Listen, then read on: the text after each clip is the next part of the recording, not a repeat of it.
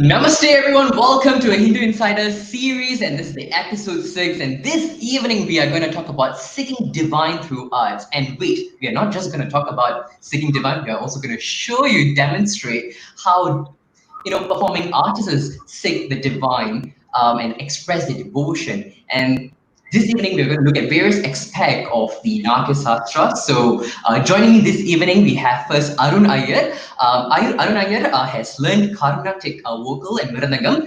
He has learned Carnatic vocal under Guru B.K. Sivakumar and continued to learn under Guru T.P. Nishant. And he's also a CFAS alumni, and he's currently under the tutelage of Guru Purna Pratna Rao for Carnatic vocal.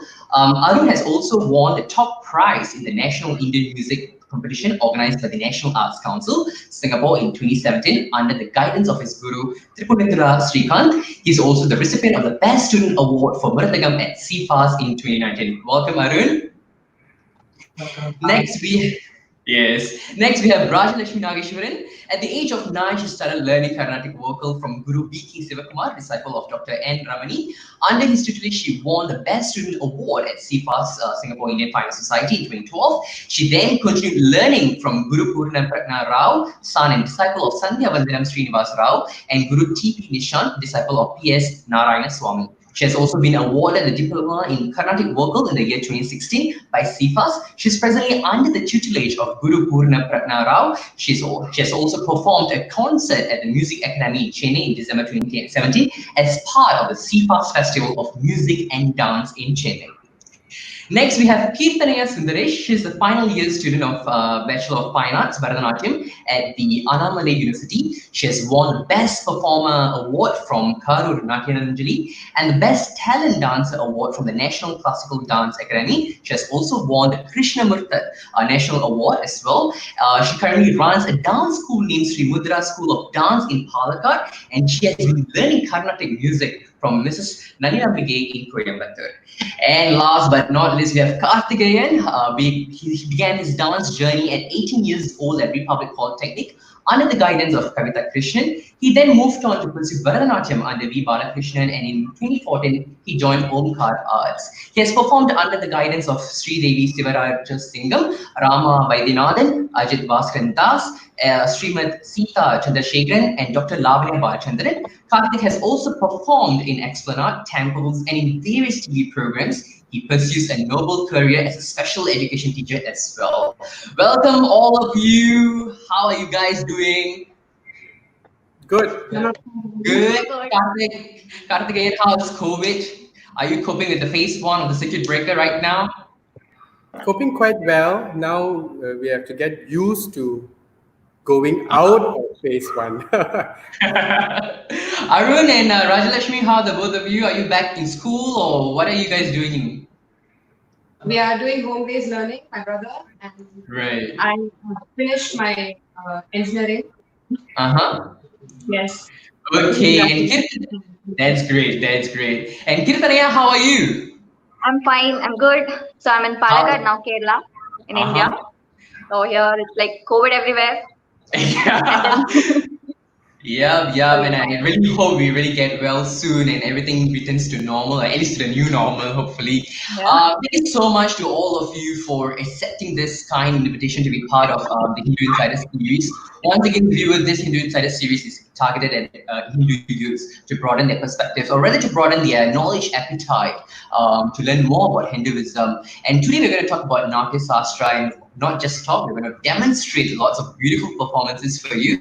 But before we begin the performances, I thought it's important to give you a broad overview of what is Natya Sastra all about and where it actually stems from. So let's start off with Gandharva Veda. Gandharva means celestial beings, right? So any means of communication can actually be considered art, while the message communicated is knowledge, right? If the purpose for the message is to invoke passion, then the art form is considered the base, right? If the message is one of spontaneous love, of truth, right, and of the Lord's glory, then communicating art form becomes sacred. So all forms of arts originated in India, both the fine and performing, carry a very beautiful, pure essence in it, and because they convey messages, all right. And arts is a means to actually portray Baba's feelings and emotions, and the fulfillment of its expression lies in the creation of rasa. Rasa refers to the experience in appreciating a work of art, and it's that quality of understanding that completes the communication between the artist and the audience.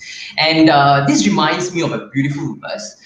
There's this verse which aptly describes the unfoldment of rasa from the graceful hand movements of the dancer. It goes like whenever the hand goes, wherever the hand goes, the eyes follow. Wherever the eyes go, the mind follows. Wherever the mind goes, the emotions and feelings, the Baba, are evoked. Wherever the Baba is evoked, the rasa, the aesthetic flavor, is communicated. So the Gandharva Veda actually gives us the glimpse of all these rasas through the various performing arts. And the various disciplines of dance, music, and instrumentation helps us gain a subtle mind that can appreciate the subtleness and profoundness of creation. So then, what then forms the basis of Gandharva Veda, right? That's the next question that naturally will pop up. It's actually called the Nada. Nada is actually the basis of Gandharva Veda, and it's described as the cause of all activities in the universe. Through Nada, the syllables are produced from the syllables in which the words form speech leads to activities, which includes melodic motifs, words of songs, and melodic phrases. Thus, Nada forms the basis of the universe. Then, who is then the cause of all activities in the universe? That's the next question that would pop up, right? The answer is simple: the ultimate, the Parabrahma, with the three functionalities: creation, preservation, or protection, some will say, and the destruction of evil. So the trinities Brahma, Vishnu, and Shiva are the essence of Nada. So stressing the divine nature of Nada, the basis of Gandharva Veda, the ancient seers believed that revering Nada through practice and performance was equivalent to revering the forms of Parabrahman. So since Gandharvas, celestial beings, engaged in dance and music, Sangita Sastra is known as Gandharva Veda, right? Thus, having a divine origin, these arts were considered integral to the temple worship and were used as an offering of one's devotion. And likewise, the mythological stories, compositions by great sages provided the lyrics for devotional songs, and devotional songs were a part of the daily temple worship for hundreds of years. And they are also sung in a certain customary ragas even today. And dances were dedicated to the service of the Lord, and they danced only in the temples before the deities. So the sanctity of the dance form has been symbolized by the manifestation of Lord Shiva himself as Nataraja, the king of dances. So Lord Nataraja is seen as an inspiring representation in the art of symbolism and the truth of creation. So for the dancer, this art form thus becomes a means of expressing his or her devotion to the Supreme and his creation. So now that's Gandharva Veda. So now under the Gandharva Veda, we have the Natya Sastra.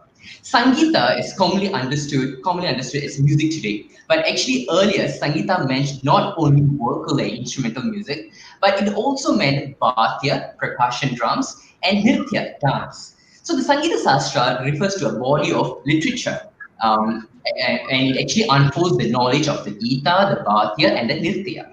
So the earliest work on Sangita is Sage Bharata's Natya Sastra, and it goes back all the way to 200 BC. And it's basically a treatise on the dramaturgy. And in this work, Bharata states that Brahma, the creator, evolved dance from the four Vedas, the Rig, Yajur, and Atharva and Samaveda, right? So actually the Lord took the recitation, Patya, from the Rig Veda, the song from the Samaveda, and then the Abhinaya from the Yajurveda, and the sentiments, rasa, from Atharva Veda. All right. So since Sangeeta is an integral part of theatre in India, it carries an important place in the Natya Sastra. And Natya Sastra has been classified into 36 chapters. And trust me, it's really, really huge. It's available online, and if you really want, I can actually drop the link. It's about close to 600 over pages, and it's composed in prose and verses. So it comprises information on the origin of arts, stage and preliminaries of drama, guidelines on the movement of lens, postures, gestures, different abhinayas, the types of drama, music, and musical instruments, and the distribution of roles in a place. So it's really very dynamic and holistic and covers everything. So in today's program, we are definitely going to have performances illustrating these three different aspects: Nirtya, Abhinaya, and Gita. So the term Natya refers to all these artistic elements of theatre art, okay, that I've just mentioned. And later, the scholars actually classified Nirtya, dance, and Abhinaya, gesticulation, as Nirtya. So the pure dance without Abhinaya is actually known as Nirtya. And Nirtya is an expression of two styles of dance. One is Tandava, forceful, and the other, or you can also suggest masculine attributes. Then the other, it's called Lasya, all right, which is soft, and it can be also associated with feminine attributes. So here, the whole body is actually a means for depicting symmetry in movement. So now I'd like to invite Keerthaneeya to briefly explain and demonstrate Lasya through Bharatanatyam. So, Namaskaram everyone. Before going to last year, there is another thing called as evolution of dance. So the evolution of dance, in the sense, if to talk about the evolution of dance, we have to go to the four yugas what we are actually experiencing right now. The four yugas of the world, that is the Satya Yuga, Treta Yuga, Dwapara Yuga, and the Kali Yuga. So now what we are experiencing right now, what where we are living is in the Kali Yuga. So the advent of Natya Shastra, the advent of the dance, the music and drama began during the Treta Yuga, because when in the Satya Yuga, people were all perfect, they were faithful, they were honest, and they had no confusions or chaos. But later on, when the period started to develop, or period started to move on from Satya Yuga to Treta Yuga, people became uh, indulging in towards all the evil things. So Brahma thought one day, this is not going to be fair. So finally, he created another Veda called as Natya Veda from all the four Vedas, that is Rig Veda, Yajurveda, Samaveda, and Atharva Veda. He created Natya Veda and handed over it to Bharadamuni. So that is how Natya Shastra has developed from Natya Veda, where Bharadamuni will start writing Natya Shastra. So this is how the beginning of Natya Shastra or Natya Veda began. And then later on, when Bharadamuni started to spread this form of dance to other people, it centralized around the temple and the kingdom. So if we talk about the history of dance, we have three different stages. That is a prehistoric period, the medieval period, and the modern period. So the prehistoric period dates back to the cave age, where we'll find structures or sculptures or monuments that is related to the cave and all the epic. So if you see Mahabharatam and Ramayanam, for example, we'll have lots of information on the music, dance, and drama even in them. After that, it came the medieval period, which started around 200 BC towards the 10th of the AD, that is 10th after the norm. And after that, it came the modern period from the 10th BC, 10th AD and till now. So this is the division between the modern, medieval, and the earlier period of dances. So if we say about how dance or music has evolved, we can say about the divine origin. So dance or music or anything that is related to Natya Shastra is purely divine in nature, and then it is a kind of worship, a kind of meditation indeed. So before Bharatanatyam came to existence, it was actually called as Devadasi Atam, or it is also called as Sadiratam. To talk about Sadiratam, it is actually a Marathi origin name. The name was originated in the language Marathi, and it means to press. So before Maratha king rulers who came towards the South India, there were also other rulers too. But how did Sadir Atam become so prominent? The thing was, Sadir Atam actually was spread by the king Tulaja. he started to write about Sadhuratam. He started to develop what Sadhuratam was. And later on, it was spread by the four quartets that is called as Tanjore quartets, Chinnaya Pillai, Ponnaya Pillai, Shivanandam, and Vadivelu. So all these four people were the one who started to develop what Bharatanatyam is of now. So, and later on, they were actually the court vidwans, we say it as court vidwans, and they started to write padams, kirtanams, javalis, tillana, all these things were written, and they were composed, they composed so many items for Bharatanatyam and they presented to us, that is the modern dancers. And then we have to mention about Rukmini Devi Arundel, Mrinalini Sarabhai, Bala Saraswati, Kittappa Pillai, they were all the maestros of dances, and they started to spread the dance towards the common people, and because of them we are now dancing. So this is the evolution of dance. Now talking about lasya, so lasya is a feminine word indeed. So it is a word that is originated from Sanskrit, which means joy, gracefulness, love, happiness. So all these words are etymology for the women gender. So it is the embodiment of a woman. So the mind, the love, the emotion that is hindered inside the woman is actually what lasya is. So lasya is a kind of dance. For it, to be honest, it's the kind of dance. There are two types of dance. We say that as Tandava and lasya. Tandava is a masculine form and lasya is a feminine form. So the expression or the psychological views of a woman that is expressed through dance is called as lasya. So it has the gentle movements. It has the movements that is very beautiful in nature, the dance form that is danced because of happiness. All these things come under lasya. So this is what lasya is. It was first danced by Parvati Devi. There are many stories regarded to lasya. So one such story is like when Shiva danced Tripura Tandavam, he was so much angry, he was so remorseful. So in order to pacify his anger, Parvati Devi danced lasya, so that he became soothed. He was very happy, and because of that, because of Parvati dancing lasya, he was consoled. So in that way, this is a form of a dance that will make us happy, that will create emotions in our heart. So it was actually started by Parvati Devi, and then it was passed on to Usha, that is the daughter of Bhanasura, and then it was passed on to Gopikas of Dwaraka. There they used to dance this lasya form, and then finally it is in our hands to dance lasya form. So this is what lasya is. Very well summarized. Thank you so much, Keerthaneeya. And it's amazing. And I think one thing we need to clarify here is that the Natya Sastra is applicable to all dance forms. But today we have just brought the Bharatanatyam dances, obviously due to space constraint as well.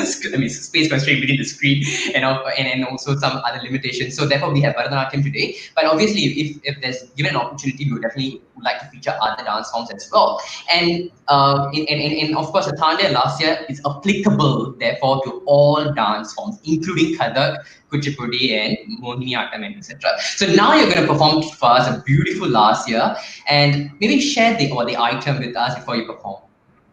So we are actually, I'm gonna perform Padam. Actually, Padam is a piece that is full of abhinaya, that is full of emotions, and it is full of love. So I'm gonna present abhinaya, that is Padam Thervil Varano, Enne Sattu Tirumbi Parano Padam, that is set in Kamaj Ragam and Rupakatalam, and the composer is Muthutandavar.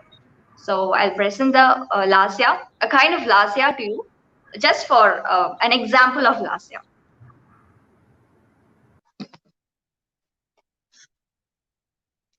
Meanwhile, audience, if you have questions and comments and thoughts, please feel free to drop them in the comment section below. We really would like to hear your views as well. And we hope you can stay tuned with us till the end of the program. We have lots of performances, singing as well as dance performances waiting for you to delight you, so stay tuned with us. And meanwhile, Karthik, do you have anything else that you want to add on while we wait for Keerthaneeya? I have something to ask you. I mean, you were talking about the book, Natya Sastra book, that's about 600 pages. Is it readable? Yes. Is it in Sanskrit, or is it readable by people? So the Natya Sastra, the book that's available online, obviously is being translated. So therefore, the Sanskrit is still in the process and verses, but the explanation is given. So there are commentaries there, and therefore it is readable. On the commentary section, where if you do read the verses, you may not understand if you do not have a Sanskrit background. And traditionally, when you want to interpret verses that's written in any of the Vedas or even any of the Sastras, it's important to always have a guru, because a guru would then help you address the questions that you may have. And then that would help you develop your understanding. All right, I think Keerthaneeya is ready, so let's have her on board right now. Okay.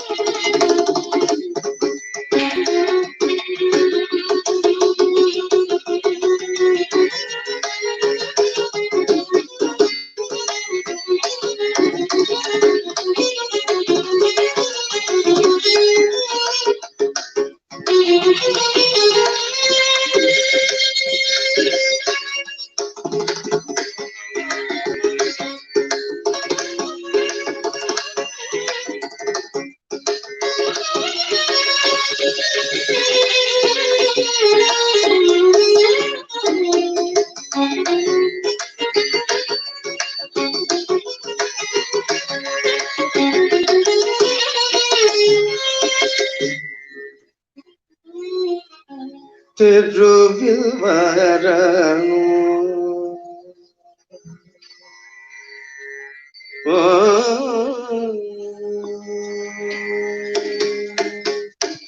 தெருவில் வரணும் என்னை சற்றே திரும்பி பாரணும்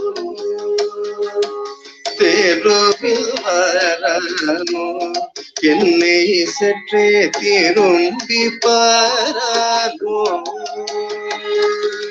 தெருவில் வரணும் என்னை சற்றே திரும்பி பாரணும் தெருவில் வரணும் என்னை சற்றே திரும்பி பாரணும் தெருவில் வரணும் என்னை சற்றே திரும்பி பாரணும் தெருவில் வரணும்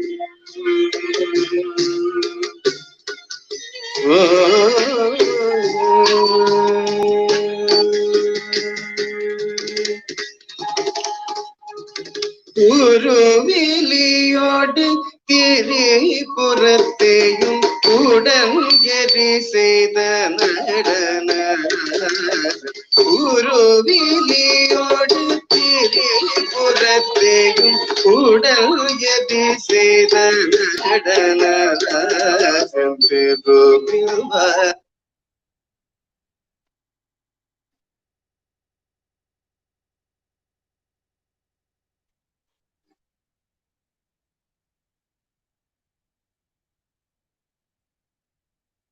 Hello. I guess you're able to hear me. I don't know. I'm actually out of the video, I guess. Hello. Hi, Keerthaneeya. No, you're doing well. You're doing well. I can hear you, but it's just that I think have you performed finished already? I didn't get you. No, the music got cut off. That's why. Okay, I did not, but I'll just try again. So No can I start problem. it from the middle of it? I'm so Yes, sorry. yes, please. No problem. Please go ahead. Yeah, go ahead. Yeah. No problem. Technical glitches always happen. Don't worry. All right. So, meanwhile, listeners, viewers, if you have any comments, thoughts, interesting information that you may want to share with us, please go ahead and drop it in the comment section below, and we will be happy to hear them. And also, of course, if you have any questions as well related to dance, in particular Bharatanatyam, as well as Natya Sastra, as well as about Carnatic music, do drop your questions here, and our speakers as well as performances will definitely be happy to take them. All right. Okay, so meanwhile, Keerthaneeya is sorting out her technical glitch right there. Rajalakshmi and Karthikgayan are here as well. Okay, so Keerthaneeya, Rajalakshmi, wait 1 minute. Let me just. Wait. Rajalakshmi, I'm sorry, I just remembered that actually you were supposed to do an opening prayer at the start of the program, right? It's kind of slipped off my mind. I'm so sorry. But we will definitely do the closing prayer, and we will definitely do the other prayer in a bit. We will just wait for Keerthaneeya to sort out her technical glitch in the meanwhile. Karthikgayan, later on you will actually be performing Tandava. So maybe you want to share with us about Tandava and in particular, what's the item that you're performing? And also there's different forms of Tandava, right? So maybe you may want to share with us about that. I think I would also like to mention what Keerthaneeya mentioned, a very good point. She mentioned a Tripura Tandava, which is one of the Tandava that Lord Shiva danced as Nataraja. And later on, she said that Parvati came in to dance Lasya to console him. So that's a very good point because when he was doing his dance as Tripura Tandava, it became Vijaya Tandava after Parvati came in. So that is why that particular Tandava is also known as Tripura Tandava or Vijaya Tandava. And this Vijaya Tandava represents a celebratory or togetherness with Parvati. So that's a very good point that Keerthaneeya brought up. Sure. All right, so Keerthaneeya is now ready. So let's watch her performance. And sorry for the disruption earlier, guys. Okay, here we go.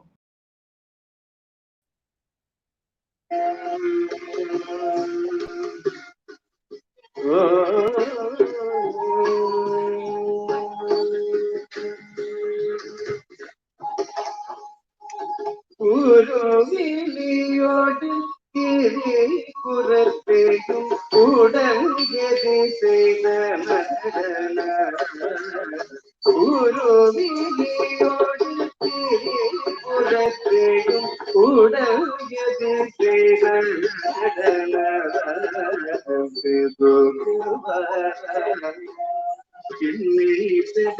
திரும்பி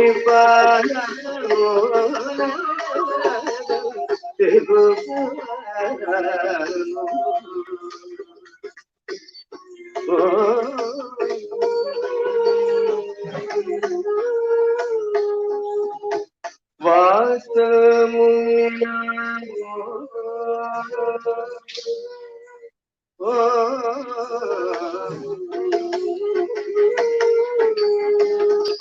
எனக்கொரு வாசமுனியானோ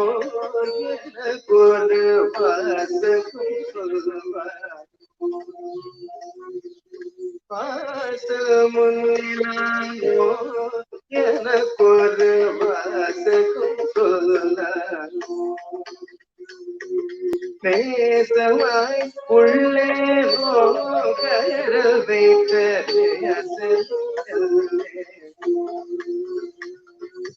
நேசமாய் உள்ளே கரல் வைத்த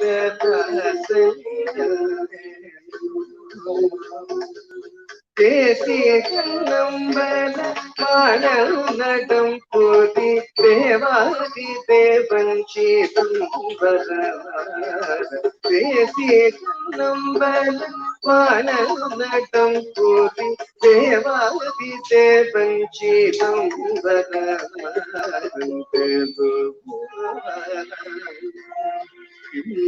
சற்று திரும்பி borrow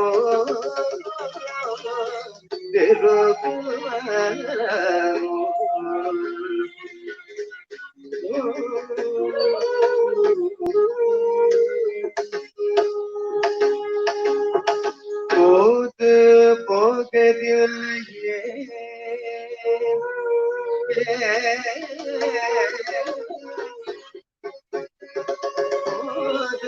போகதில்லையே எனக்கொரு தூதுவதில்லையே போது போகதில்லையே எனக்கொரு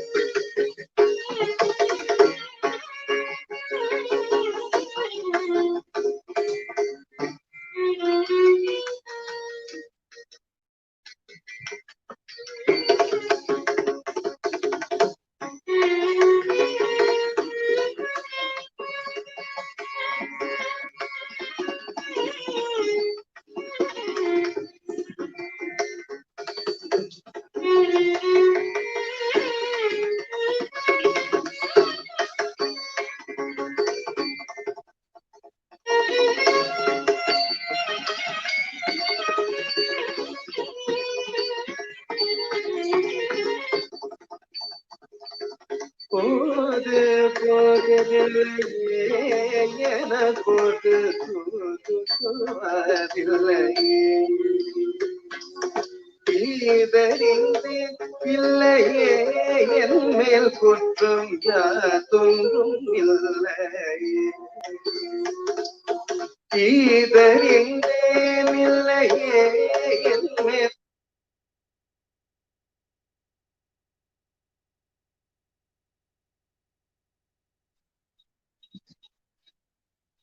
I'm so sorry, I don't know what issues are going. So that is the end of the padam. That's only one more line over there. It's like it comes like Telugu Vara, no? I'm so sorry, I don't know what issues it is there. No worries, Keerthaneeya. Thank you so much. I thought that was a very good performance. Thank you so much. And I could actually see the devotion that you were trying to express, and it's towards Lord Shiva here, right, in this context. So it's very beautiful. So thank you so much. Now let's go to Karthikgayan. Karthikgayan, you are now going to do for us a Tandava performance. So maybe you may want to share that with us at this point in time. When it comes to Tandava, many people they think that it is just about Lord Shiva dancing angrily. But actually, there are 7 Tandavas known as Shapta Tandavas. And before we know what these Shapta Tandavas are, we should know what is Lord Shiva's role in this. So Nataraja, or Lord Shiva, is also known as the King of Dancers. And he symbolizes the cosmic aspect of dance. Okay, so many people, they know that the major duty of Lord Shiva is destruction. Lord Brahma is creation, Lord Vishnu is protection. But destruction of what? And is that his only activity? So this Tandavas, or this dance that he does, represents these 5 activities called the Panchakritya. Okay, so just this Panchakritya it's actually the activities or the duties of Lord Shiva. Okay, that some of us may not know. Shrishti, Sthiti, Samhara, which is of course destruction that many of us know. Tirobhava and Anugraha. And these 5 Panchakrityas represent the Panjabhutas, which is the 5 elements. And each of these activities related to the 5 elements, which is why Panjabhudangal is so referenced with Lord Shiva.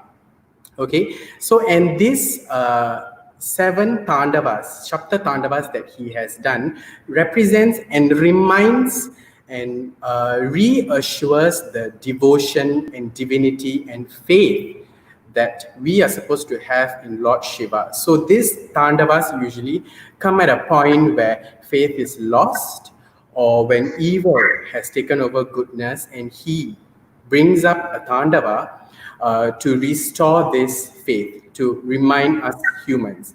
So that was how these Shapta Tandavas came. And of course, many people know Ananda Tandava. Okay, it is one of the Shapta Tandavas, Ananda Tandava, and many people misinterpret it as the Tandava that he did after killing the demon, Muyalagan. But it is actually a post destruction of Muyalagan, which is called Ananda Tandava. So many of us know the story, and it is through this Ananda Tandava that he actually got his props that he holds in his hands, like the drum, Udukei, the antelope, the trident, which is the Trishula. Okay, so this all started because of the arrogant sages in the forest, who lost faith in Lord Shiva.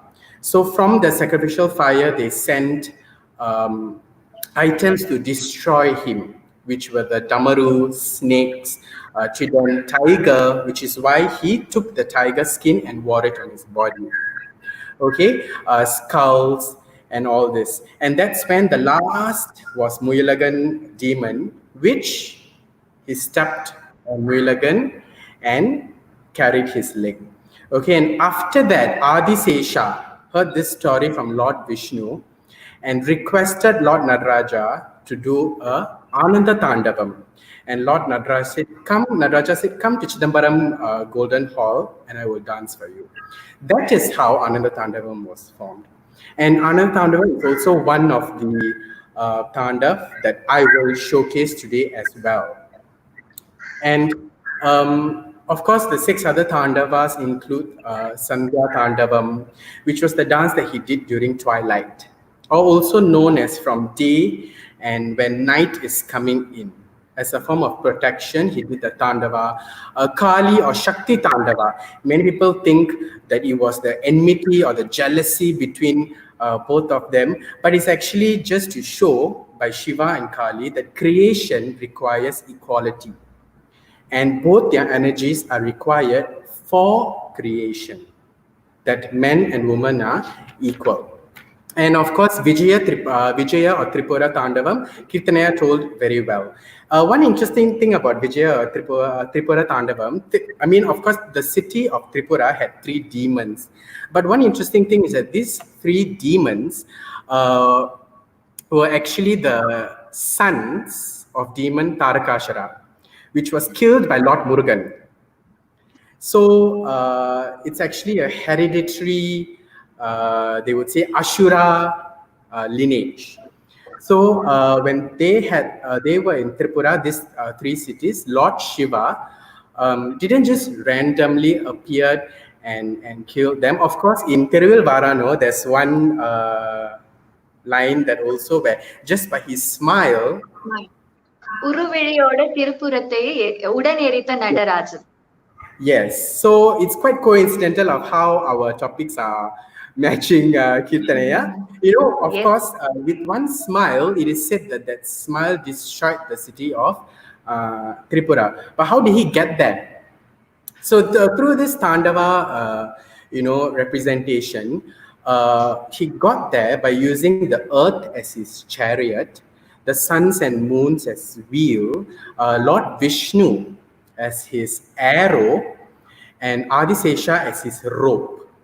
So he used a few of these things, 4 Vedas as the horses and etc. So it's quite interesting that how things come together, and then when he finally got there after so much, glamour, with just one smile, the Ashuras were gone. So that's after Parvati came to console him. That was also known as Vijaya Tandavam. And today I will be showcasing Tripura Tandavam and Ananda Tandavam as well. And then we have Urtava Tandavam, which is performed, a very famous one, which is performed by Lord Nataraja in Chidambaram. We all know the Golden Temple of Chidambaram, and he was contested by Kali. And this story, a lot of people know he raised his leg, up to the feet and up to the head. And Kali admitted defeat because, as we know about Lasya, she explained, carrying the leg is not exactly the represented aesthetics of Lasya. Okay, so she admitted defeat, but of course, no hard feelings. It was just to show the difference between Tandava and Lasya. And then we have Gauri Tandava. Gauri Tandava, it's very tricky because it's not really written anywhere in a very strong basis. Even when I read about it, apparently it's only written in one book called Sri Tattva Nadi. And it's actually Lord Shiva as Bhairava. He's actually Bhairava, and it's actually a destructive dance that he takes upon to reset the cycle of earth. So it's like a reset button dance. He does this Tandava and everything is just reset. And as she explained about the 4 yugas, the yugas are reset. And we know that we are now in Kali Yuga. And we have Samhara Tandava, where he delivers good from evil. Here, we also know a few stories when Shakti burned herself to ashes, and then that's when he did this Samhara Tandava. So these are the different Shapta Tandavas, and these Shapta Tandavas, if you notice, there's always a link behind it to show our devotion to God, to divinity, link to divinity, and whenever faith is lost, Lord Shiva will be there to restore this faith. And he has, and these Shapta Tandavas represent it. So I'm going to present to you all Vijaya Tripura Tandava, where he killed the 3 Asuras, and Ananda Tandava, where he did that Tandava for Adishesha on his request. Sure. Thank you so much, Karthik, and we now look forward to your performance.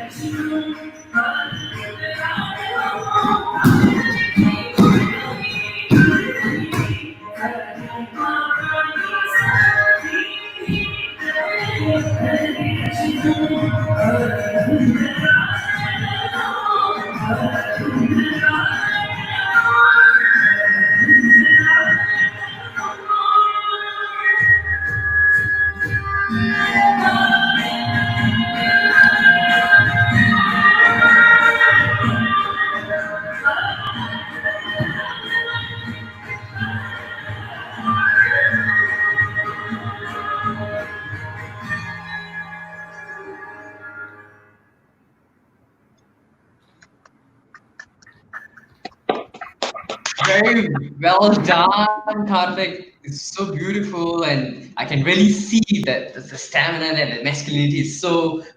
It's very obvious in the performance. So thank you so much. And likewise, Keerthaneeya, earlier you did the last year performance. So it was very beautiful, very feminine, and I could see the difference. And I hope viewers also get to see the contrast between both the Tandava and the last year. So before we move on to the Gita part, probably I was thinking we can also look at the Abhinaya part. And maybe Keerthaneeya, Abhinaya, as everyone knows, I mentioned very briefly just now. Abhinaya is innate gesticulation, right? It's expression, and of course, in Abhinaya, there's 4 types. It's all art of communication, and it's defined in terms of 4 media of expressions, right? One is the Angika, which is physical, Vachika, speech, Aharya, ornamentation, and then we have the Satvika, which is the facial expression. And maybe Keerthaneeya, you can explain to us the 4 different Abhinayas in detail. Yeah, sure. So coming to the Abhinaya part, as he said, there are four types of Abhinaya: Angika Abhinaya, Vachika Abhinaya, Satvika Abhinaya, and Aharya Abhinaya. So the first thing is Angika Abhinaya, that is expressions of, actually Abhinaya itself is expressing something, that is whatever it is there inside us, or the story that is narrating in form of expression is called as Abhinaya. So in coming to the Angika Abhinaya is expressing with the body, with the postures, with the gestures, and that is called as Angika Abhinaya. Coming to the Vachika Abhinaya is like expressing through the speech, through the verses, whenever we speak, and that is called as Vachika Abhinaya. So coming to the next Abhinaya, that is Angikam, Vachikam, and Aharya. Aharya Abhinaya. Aharya Abhinaya is full of ornaments. For example, if we dance, in many places, like we dress up like Lord Shiva, we dress up like Lord Parvati. So with the dress and with the or costumes or with the ornaments, we'll be able to identify that what we are trying to convey. So that is called as Aharya Abhinaya. And the last one is Satvika Abhinaya. Satvika Abhinaya is totally full of emotions, the sentiments, the whatever it is there in our mind. If you're expressing it in a way of emotion, is called as Satvika Abhinaya. So if I compare these four types of Abhinaya with mine, Padam, I can relate it with Satvika Abhinaya and as well as Angika Abhinaya. I show the emotions with the, I show the sentiments through emotions and as well as through the body language. So, and then coming to the iconography, so if you see the Abhinaya of Lord Shiva, considering Nataraja, we can find out the Ankika Abhinaya, or the representation or symbolic representation of Lord Shiva, that is Lord Nataraja. So as Mr. Karthikgayan has told, the five types of Kriya, the Pancha Kriya, Srishti, Sthiti, Samhara, Tirobhava, and Anugraha, all the five that is actually called as the duties, the Pancha Kriyas, the duties, is actually embodied in the statue called as so-called Nataraja statue, which is centered on the, it actually Chidambaram. It is situated in Chidambaram, and there is a saying or there is a word that Chidambaram is considered as the magnetic center of the earth. So it is situated on the center of the earth. So there, Lord Shiva is settled, or he is standing, or is sitting on a lotus flower, and around that we have a Tiruvasi, or called the fire ring, which actually represents destruction. So coming to the body parts of Lord Shiva, there is a matted hair that is not straight; it is actually matted, curled, and that too with the crown on the head, which is made up of skull. So it actually represents destruction. And then we have Lourdes Ganga on the top of her head, and then Ganga river is flowing down. So it represents fertility or the God's grace. So coming down, Lord Shiva has three eyes, right, left, and the center one. Trikkanna, we say in Tamil. So there, in that, it represents three different stories. Each book we have, I referred was three different things. One was like past, present, and future. The three eyes represents past, present, and future, and it also represents three energy. Cha Shakti, Jnana Shakti, and Kriya Shakti. And another one is, I said about past, present, and future. And next is sun, moon, and earth. So that is another reference they have given. So coming down, we have a skull chain or haram, we say. It is the skull of Lord Vishnu and as well as Brahma. So the reference here is like Shiva is made as a destructor. Sorry. So we have the creator as well as the preserver, that is the protector, Lord Vishnu, at the same time. So skull of Brahma and as well as Vishnu is there on the chest. And then we have the coil, the cobra, the snake. In Hindu mythology, we say snake to be immortal, something that is pure, that has no end. So immortality is the term that is used for snake, that is a cobra. And then downwards, we see there are four arms, right upper arm, left upper arm, right lower arm, and left lower arm. So in the right arm, we have the damaru or the drum. The noise of damaru actually refers to creation. And in the left side, we have fire, that is for destruction. And downwards, the right arm is actually pataka hasta, which means blessing, or it is actually for, in Tamil we say asirvadam, protection. And then in the left hand, we have the dola hasta, which is like a trunk of an elephant, and it is actually for salvation. So I am refuge to you, and that is what it mentions. And downwards, Shiva will be standing on a demon called as Muyalakan. Muyalakan is actually it actually represents Maya or illusion. So, in order to remove Maya, Lord Shiva is stamping on him. So, the entire posture, we say, Karana, is on the Tiruvasi or on the and on the lotus pedestal. So, this is the iconography that the Angika Abhinayam of Lord Shiva. Oh, thank you so much. I think it was very beautiful and illustrated very well through Abhinaya. Thank you so much. All right, so now we're going to move on to the music part and we're going to come back to the dance again. Karthikgayan has another performance for us, so stay tuned. Now let's look at music. Again, Rajalakshmi and Arun are going to value add and they're going to showcase their talents as well as explain a little bit more about their items in a bit. So Indian music is actually linear in nature. And there are three features of classical music. Raga, which actually means the art of improvisation through melody. Thala, which refers to the complex nature of time measure. And the gamakas, which is actually the use of ornamentation techniques. Okay, and listeners gain a total satisfaction if the whole form of raga is unfolded with ease, imagination, and creative phrases. So exposure to this type of music takes one closer to a state of self-absorption than to one of excitement. Thus, the classical form of music is used as a form of prayer with lyrical lines unfolding a theme of devotion. And numerous saintly devotees like Tyagaraja, Annamacharya, Mirabai, Tulsidas have used music as a medium to express their devotion. And so maybe now let's invite Rajalakshmi and Arun to share a little bit more on music as a form of prayer before they perform. Raja. First, we'll actually like to sing a prayer song on Lord Sure, go Ganesha. ahead. Sure, go ahead. Mooladhara Murti,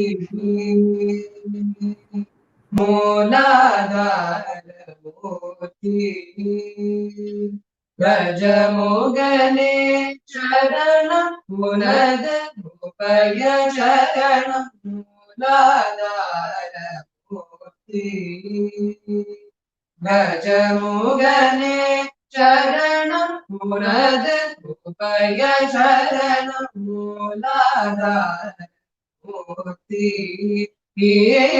Gajamogane Charanam Punad Upaya Charanam Mooladhara Murti, Gajamogane Velayuda Tanak Mundondriya Velayuda Tanak Mundondriya Velayuda Tanak Mundondriya Imala Umayar Magani Amala Vimala Umayar Magani Amala Vimala Umayar Magani Amala Mooladhara Murti, Gajamogane Charanam Punad Upaya Charanam Mooladhara Murti, Gajamogane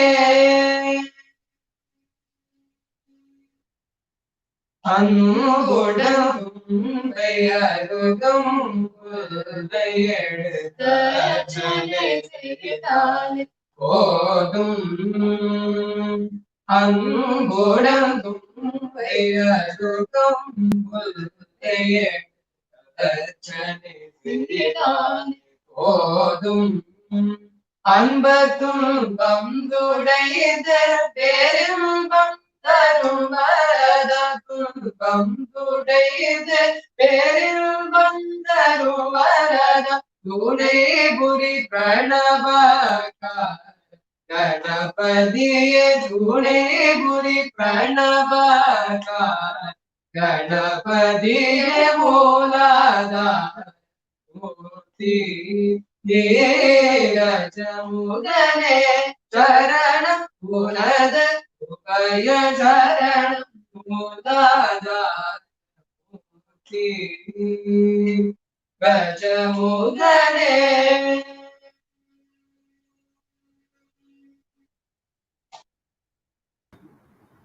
Wow, that was great. Thank you so much, guys. Very well sung. Amazing. All right. So, Arun, while Rajalakshmi squenches her thirst, maybe you can share your journey as a singer and your ways of and your beautiful kirtanas that you usually sing to express your devotion. Who's your favorite Ishta Devata? Maybe Arun, you can share a little bit more on that. It's okay. I will start about the. Okay, sure, sure. Okay, so firstly, I would like to say that music comes from Samaveda, and our gurus keep telling us that music is such a vast ocean, and one's lifetime is not enough to learn everything that is there. And we keep learning. It applies to any art form, as a matter of fact. And so we will try to give a very brief introduction to Raga and Talam, and that is based on our own learning. So, what are ragas? Before answering this question, we have to go through some basics. What are swaras? Swaras literally translate to musical notes in English. And there are 7 swaras called Sapta Swaras. Sarigama Padani. Shajjam, Rishabham, Gandharam, Madhyamam, Panchamam, Devatam, Nishadam. And there are 12 swarasthanas. Swarasthanas mean swara placement. Sa and Pa are fixed. Now there is Re, Ga, Ma, Da, and D. And 5 of them have 2 placements each. So that's 5 into 2, which is 10, and Sa and Pa. So there are 12 swarasthanas. And there are also something known as Vivadi swaras, and there are 4 of them. So that was a very broad introduction to swaras and swarasthanas. Now, based on that, we can answer our question on what is raga. To put it very simply, a combination of these swaras and swarasthanas in a form of a scale is a raga. Each raga generally evokes a different emotion.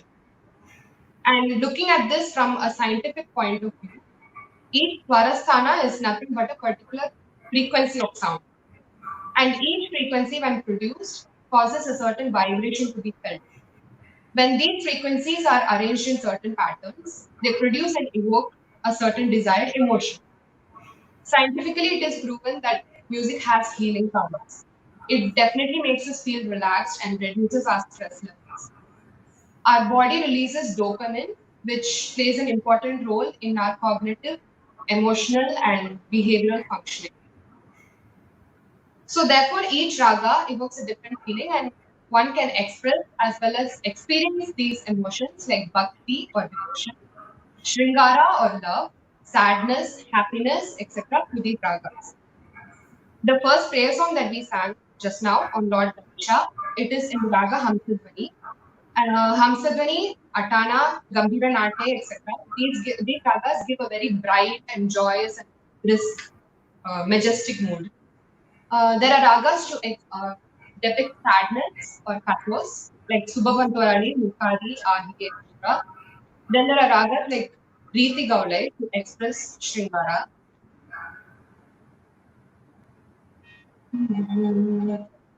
Na na na na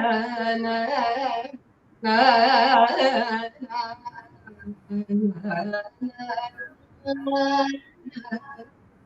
So that's Riti Gaulai.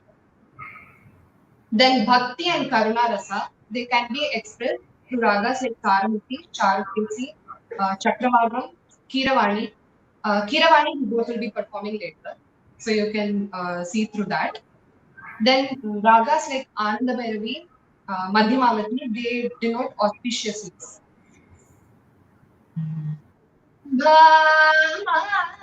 Mani Janaki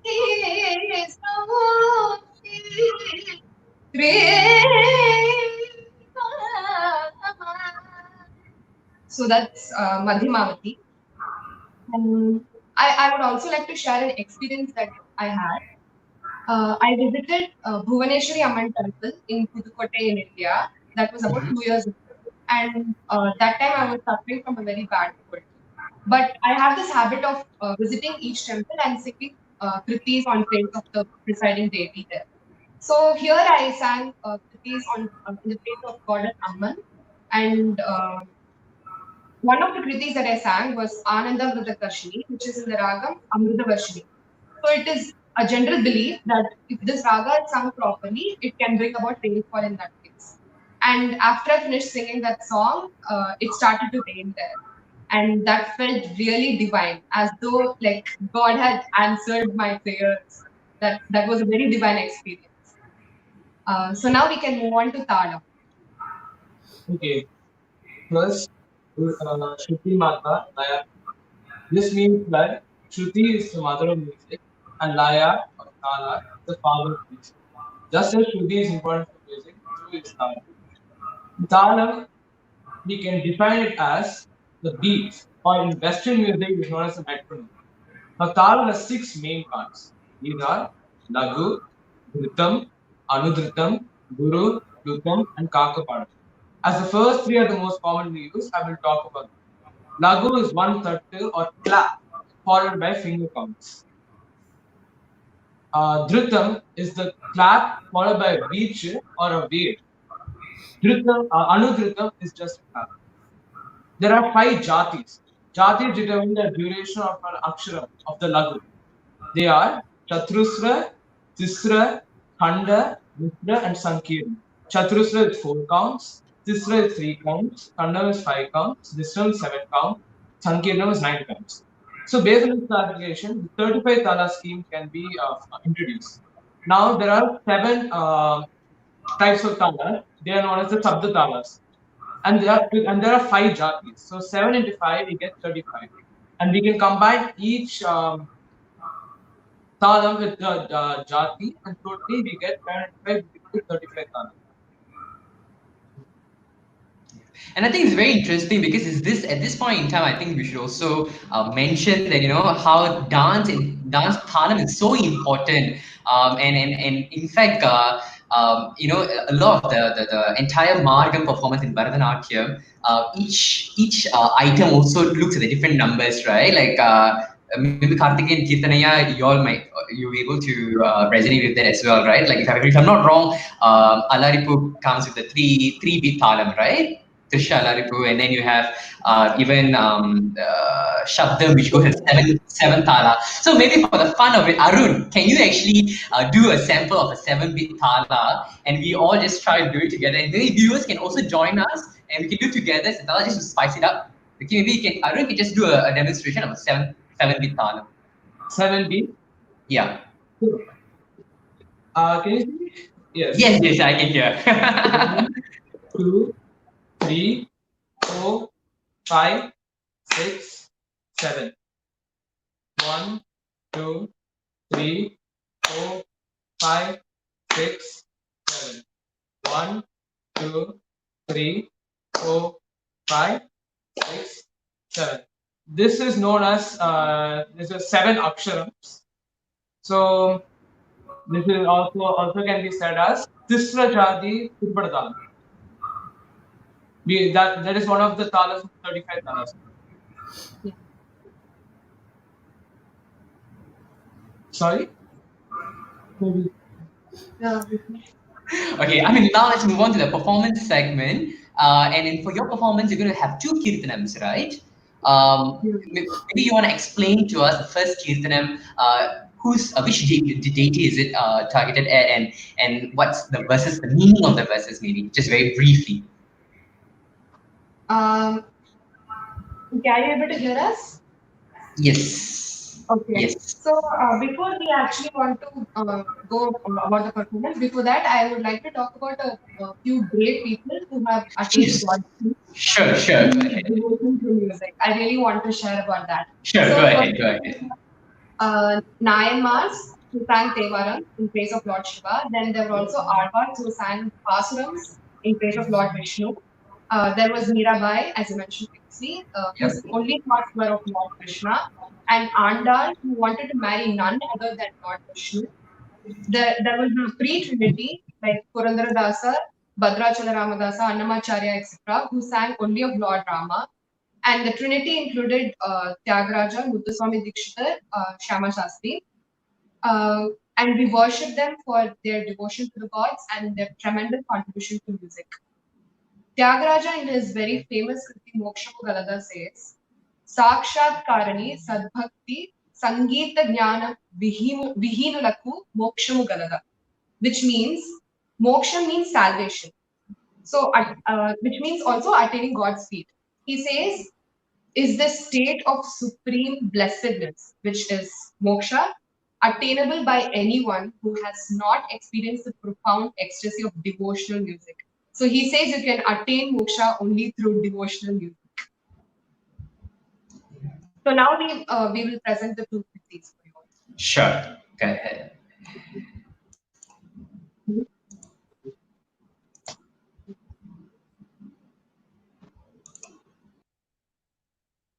So the first Keertane is Devi Niyetune. It is in praise of goddess Meenakshi of Madurai. It is in Ragam Kiravani, and you can notice the emotion that it brings out, which is of Karuna and Bhakti. Devi Niyetune, Devi Niyetune, Amba Devi Niyetune, Madurai Vartinalochani Devi Niyetune, Madurai Vartinalochani Devi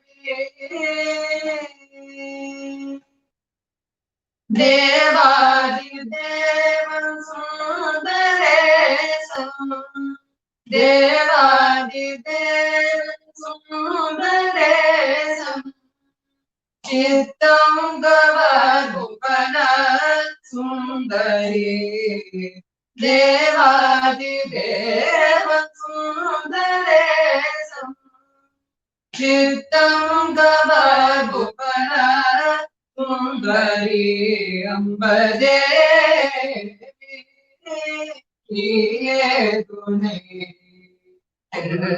Madurai Vartinalochani Devi Malayat Bhajan Madhavame, Malayat Bhajan Madhavame, Malayat Bhajan Madhavame, Kajamate Mudalvi Maharani, Malayat Bhajan Madhavame, Kajamate Mudalvi Maharani, Alai Magal Kalai Magal Panigivani, Alai Magal Kalai Magal Panigivani, Amudanaya Iniya Muttamil Palatare, Devi Niyetune, Madurai Vartinalochani Devi.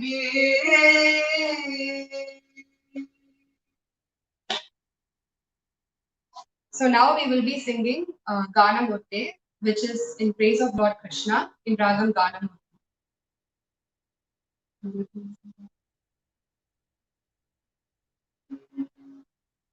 Gana Murte,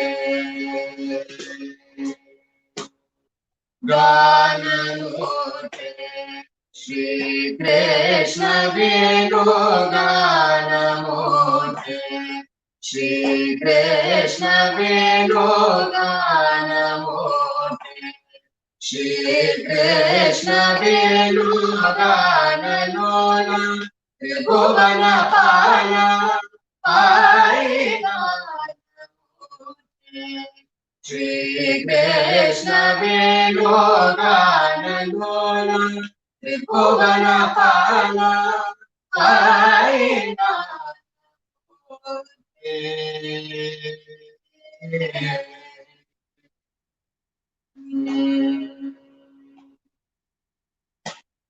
Manini Mani Shri Rukmini Manini Mani Shri Rukmini Manini Mani Shri Rukmini Manini Mani Shri Rukmini Manasa Pakara Arjana Katya Murti Shri Krishna Vinodanandona Tribhuvana Pala Vaidana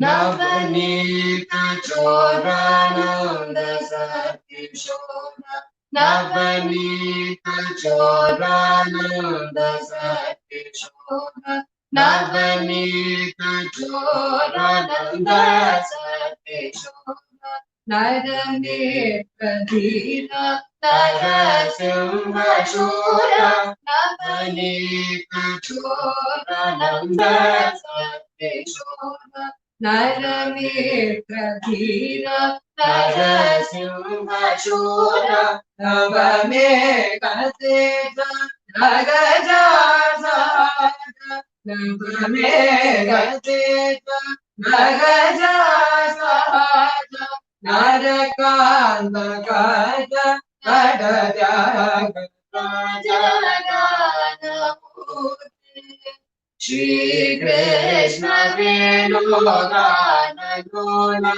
Tribhuvana Pala Vaidana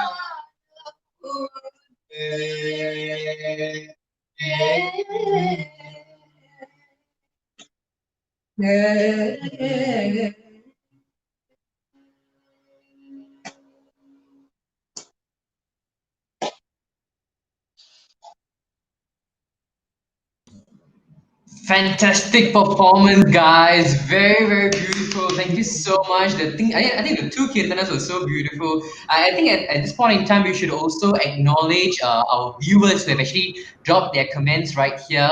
I think Rekha Girisan has earlier mentioned a good, simple, and lucid presentation by Keerthaneeya. And then Harshini Sudarshan has also said that was a beautiful explanation by Keerthaneeya. Thanks for sharing. And earlier we also have Shireen Batam Parambil Balakrishnan has also congratulated Keerthaneeya for her fantastic performance. And then we also have wow, Keerthaneeya, I think you have a lot of followers, lots of comments, positive comments. And we also have Vani Sri that has said Keerthaneeya has done a great job. And I think Rekha has also commented on you, Karthikgayan. She said that you have enlightened her with many points, especially on the feature of masculinity in Bharatanatyam. Shivatandava explained very well. Thank you so much for simplifying the explanation. Pramila Naidu has said, well done, Karthikeyan. And Mystery has congratulated all of us, and she has said that this program is so informative and interesting, and well done all. So thank you so much, everybody, for your comments and of course the performance. We have been doing a fantastic job.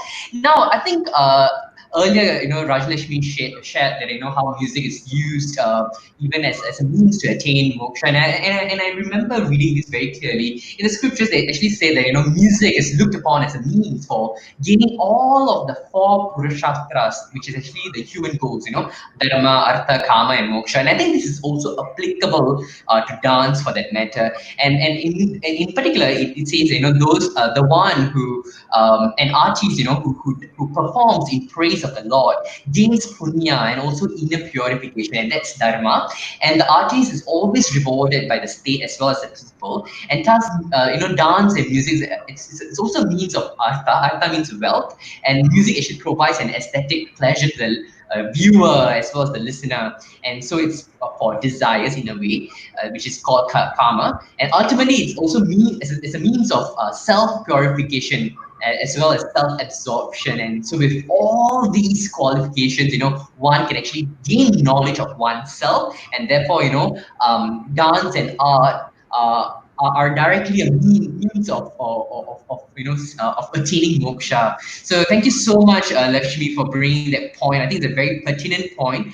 And earlier also, one thing to also remember that earlier, I think Keerthaneeya did the iconography of Lord Shiva, and even I think Karthik at one point in time did provide some inputs as well. I think one thing to really bear in mind that all these iconographies, these illustrations, it all has a philosophical value. It's really about, at the end of the day, removing the ignorance within us, broadening our perspective and understanding what is dharma all about, what our dharmic duties as humans. So all these, generally all performing arts, is actually a source, to in a way to bestow righteousness, to reiterate the dharmic duties of humans, as well as express the devotion that we have for the Supreme. So talking about dharmic duties of humans, Karthikgayan, I think the next performance that you are going to provide us is on Bhumi Yagnya, right? So you may want to explain a little bit more on that.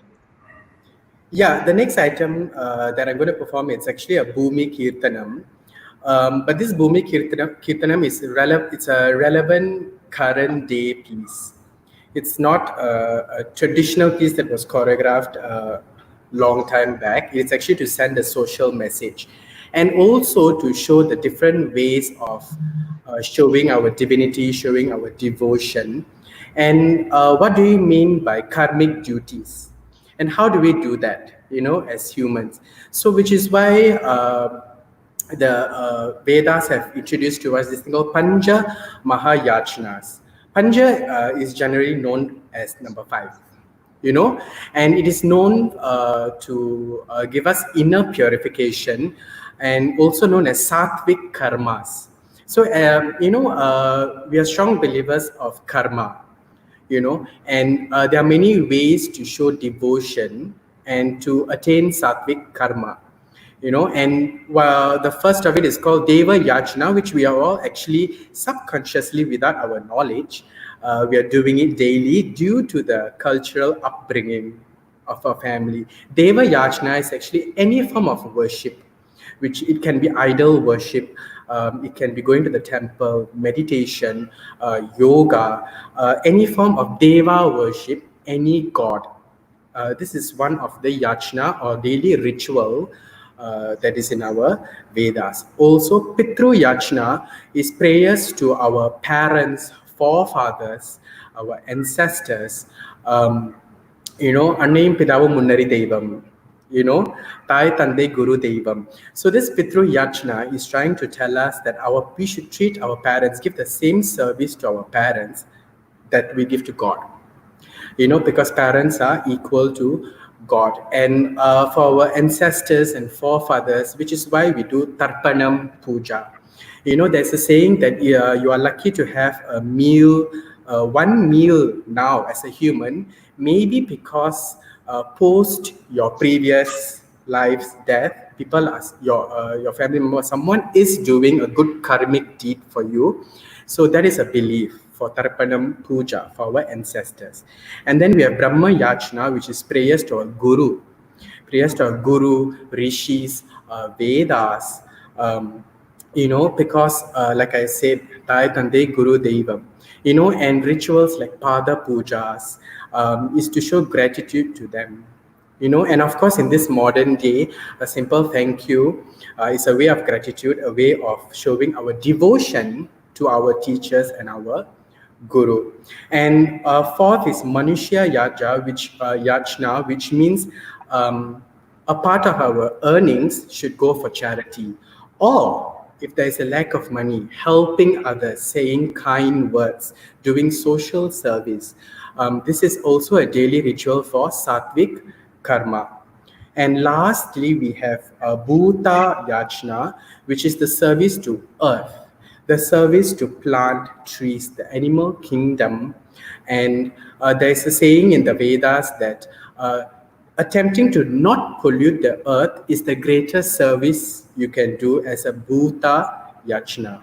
So on our part, we should at least aim or try to resist the attempt to cutting of trees, reducing pollution by controlling the consumption of petrol, electricity. These are all were already mentioned during the days where there were no electricity.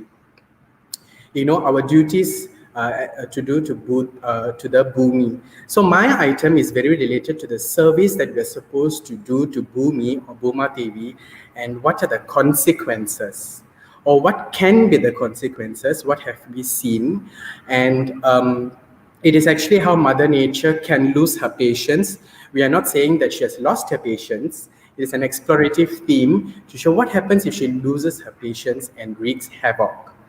So this Bhumi Keerthanam is composed by V. Balakrishnan, Singapore's local poet and dancer, choreographed by Nattuvangam is by Sri Devi from Omkar Arts, and Ragam is Ragamalika, Talam is Adi.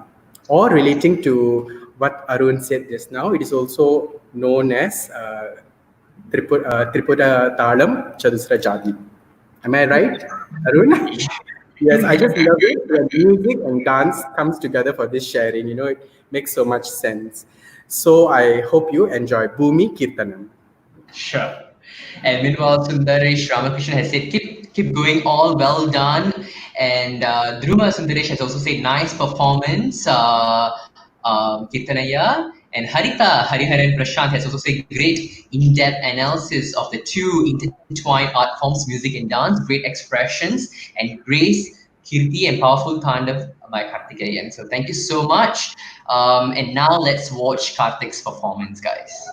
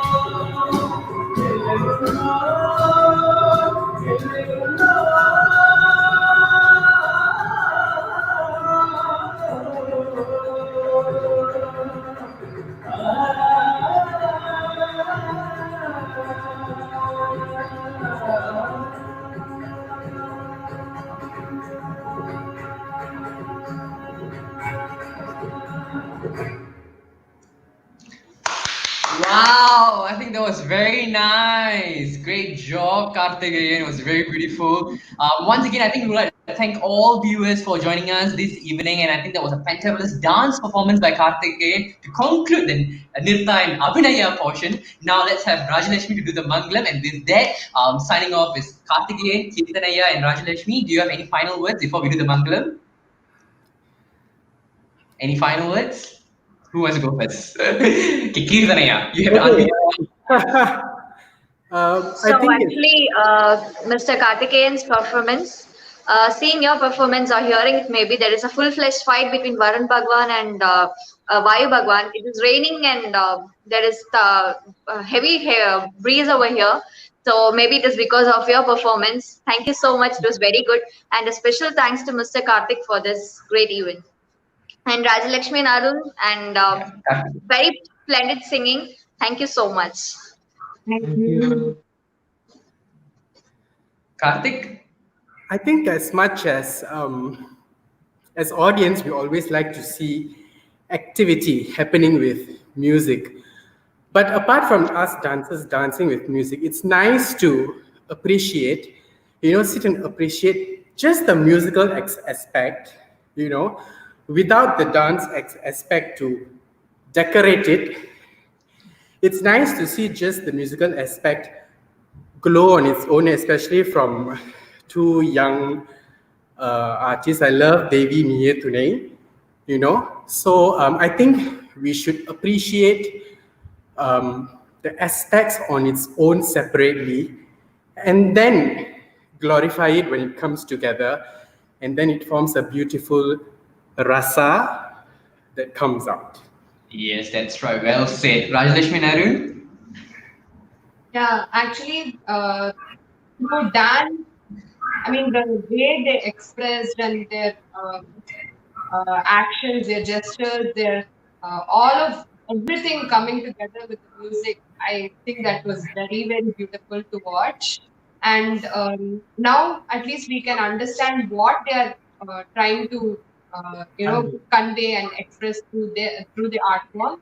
And I hope all of us can attain moksha through all the art forms that we know. Yeah, definitely. Arun?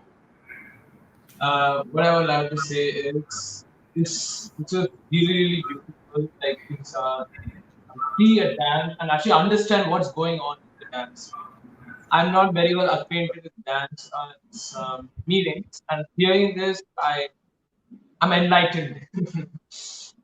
uh, I want to say it was very very nice and beautiful to see all this. And that's all I can say.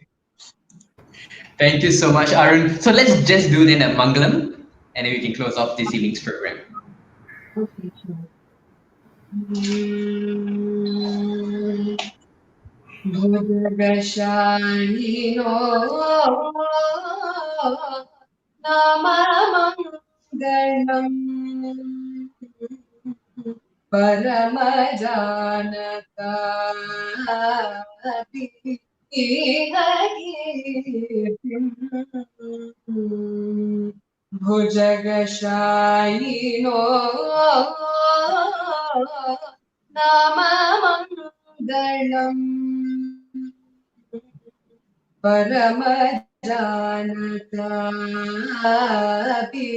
इह कीर्तिम् दहति पाप्मना जानमञ्जसा भुवि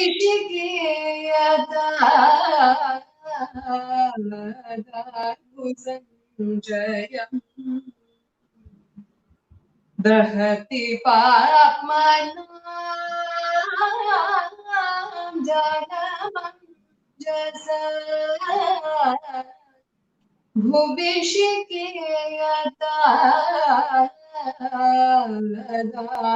संजयम् भुजगशायिनो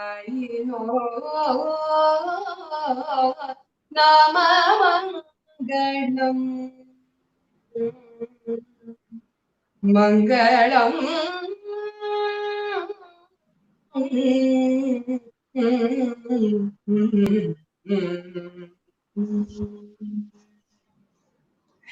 Thank you, everyone. Thank you so much for joining us.